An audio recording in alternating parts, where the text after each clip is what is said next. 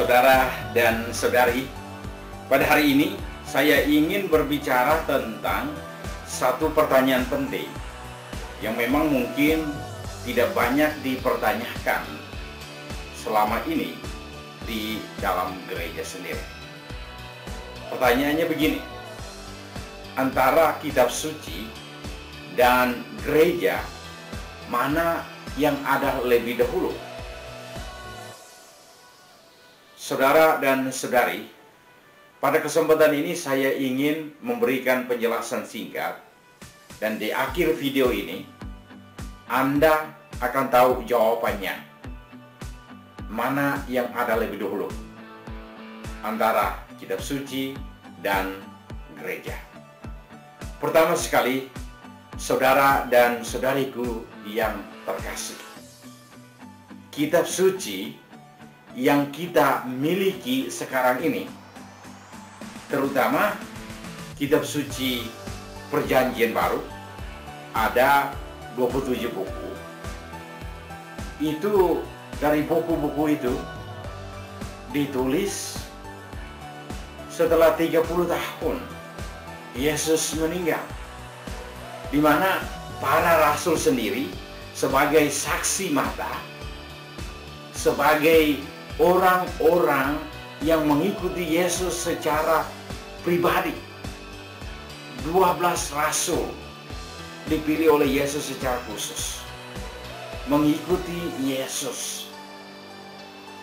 Mereka-mereka itu perlahan-lahan mulai meninggal.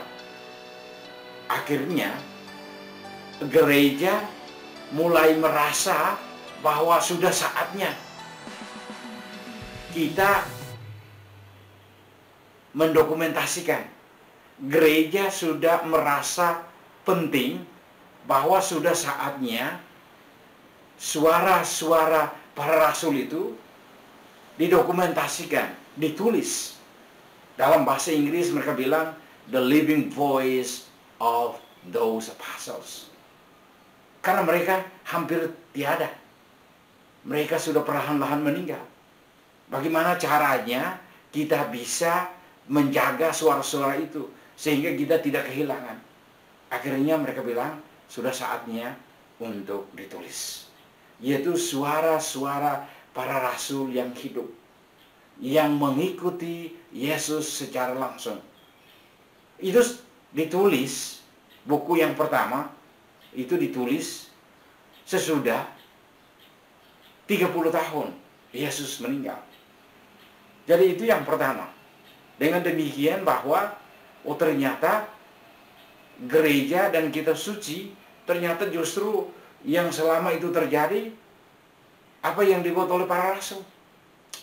Para rasul mewartakan Yesus di dalam gereja. Jadi gereja sudah ada, kitab suci belum ada. Jadi ini adalah alasan pertama.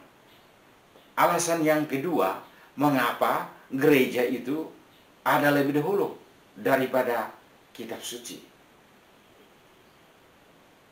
Alasan yang kedua yaitu bahwa Yesus tidak pernah menulis sebuah buku. Yesus tidak datang dari surga membawa buku, membawa kitab suci. Dan dia bilang ini, dari buku ini dikatakan sekian, dari ini adalah suara Allah. Yesus bukan penulis, tetapi Yesus adalah pengajar sabda ilahi. Dia itu adalah pemilik suara-suara ilahi. Jadi saudara dan saudariku yang terkasih, Yesus bukan pengarang, tetapi itu dia adalah pemilik suara ilahi itu. Dia adalah sabda itu sendiri. Makanya saudara dan saudariku yang terkasih, Yesus tidak menulis, dan juga Yesus tidak menyuruh para muridnya untuk menulis tentang dirinya. Salah satu hal yang Yesus pernah tulis, yaitu Yesus menulis di tanah. Tetapi tidak seorang pun yang tahu. Tetapi tidak seorang pun yang mengetahui itu dan menulisnya dan mengatakan bahwa waktu itu Yesus pernah menulis yang ini. Tidak pernah tahu. Yesus juga tidak pernah memberitahukan kepada murid-muridnya bahwa waktu itu saya menulis di tanah itu yang sekian-sekian. Sehingga kamu tolong tulis, sehingga kamu tolong rekam, sehingga kamu tolong katakan kepada yang lain. Yesus tidak katakan itu. Jadi itu adalah alasan yang kedua. Yesus itu adalah pengajar sabda-sabda ilahi dan pemilik sabda-sabda ilahi. Dia bukan pengarang sabda ilahi. Poin yang ketiga, alasan yang ketiga. Yesus yang dilakukan oleh Yesus adalah dia mendirikan gereja. Itu di dalam Injil Matius bab 16 ayat 13 sampai dengan 20. Di atas batu karang ini, dia bilang, di atas batu karang ini aku akan mendirikan gerejaku. Itu dalam Injil Matius bab 16 ayat 18. Dia tidak bilang, di atas batu karang ini saya meletakkan buku saya, meletakkan kitab suci. Tetapi justru dia katakan bahwa saya mendirikan gereja. Di atas batu karang ini aku mendirikan gerejaku. Jadi saudara dan saudariku yang terkasih, ketika Yesus mengutus para muridnya untuk pergi ke seluruh dunia, apa yang Yesus katakan? Di dalam Injil Matius bab 28 ayat 19 sampai dengan 20, dia katakan bahwa pergilah ke seluruh dunia, wartakanlah sabda Tuhan, dan baptislah mereka dalam nama Bapa dan Putra dan Roh Kudus. Amin. Ini adalah seruan Yesus. Ini adalah utusan Yesus kepada para rasul. Yesus tidak katakan, ini buku, ini kitab suci, kamu harus pergi untuk wartakan ini kitab suci, bacakan kepada orang-orang yang mau menerima sabdaku. Yesus tidak katakan sedemikian.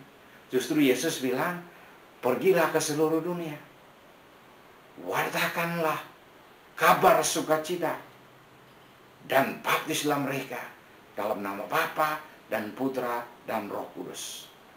Jadi saudara dan saudariku yang terkasih, Yesus mengatakan kepada para rasul bahwa mereka itu adalah pewarta sabda ilahi, bukan pembawa kitab suci. Jadi mereka mengajarkannya secara lisan kepada gereja-gereja, kepada orang-orang yang menerima mereka, yang menerima ajaran Yesus Kristus, yang menerima Yesus sebagai Tuhan. Inilah alasan yang ketiga, bahwa Yesus tidak membawa kitab suci dari surga, tetapi Yesus mendirikan gereja. Jadi kalau kita lihat itu bahwa gereja itu menghasilkan sabda ilahi, kitab suci. Itu yang sekarang kita masuk kepada poin yang keempat. Alasan yang keempat itu bahwa gereja tidak lahir dari kitab suci. Kitab suci tidak pernah melahirkan gereja. Kitab suci ditulis untuk membantu gereja, untuk membimbing gereja, untuk menuntun gereja, terutama bagi generasi-generasi sesudah para rasul. Kita yang ini yang butuh kitab suci supaya tahu bagaimana Yesus mendirikan gerejanya. Kita tahu bagaimana Yesus mengajarkan para rasulnya.